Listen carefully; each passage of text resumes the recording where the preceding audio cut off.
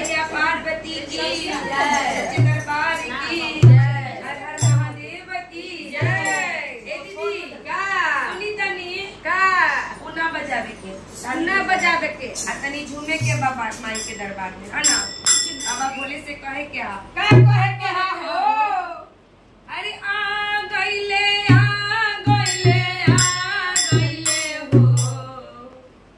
अरे आ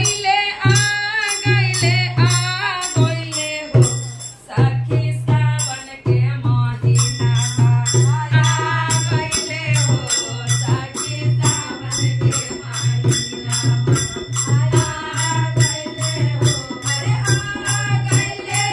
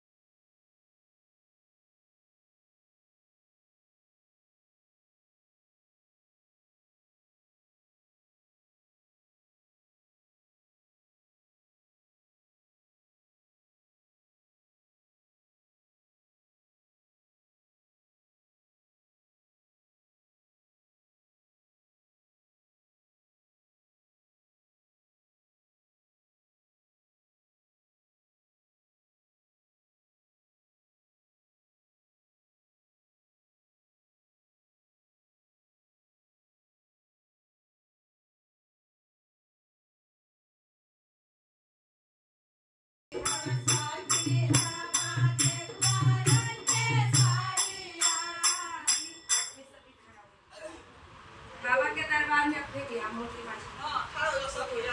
अच्छा लगे खड़ा हो जाए। लाइट जलाएगी तो फिर लाइट लाएगा। हो जाए मार। अच्छा हो गया। अरे नली हवसाती हम के करते साड़िया नली हवसाती हम के करते साड़िया गेरुआ रंग के साड़िया हरिया रंग के साड़िया गेरुआ रंग के साड़िया हरिया रंग के साड़िया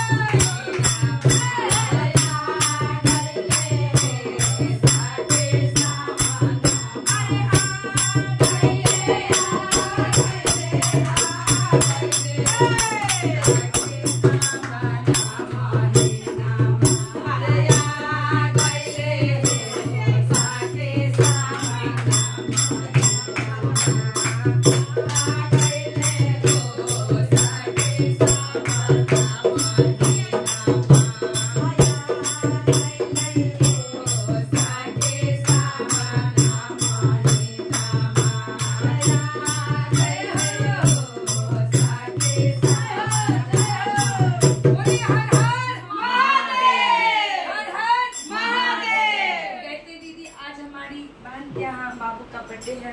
हाँ। आज हम लोग शिव चर्चा करने आए हैं। हाँ। और सब भाई दीदी से प्रार्थना करते हैं। हाँ।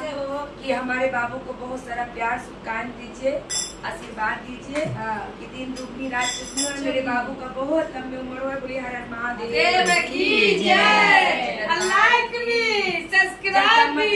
लाइक सब्सक्राइब कीजिए। मीना दीदी शिव चर्चा। हर हर महादेव।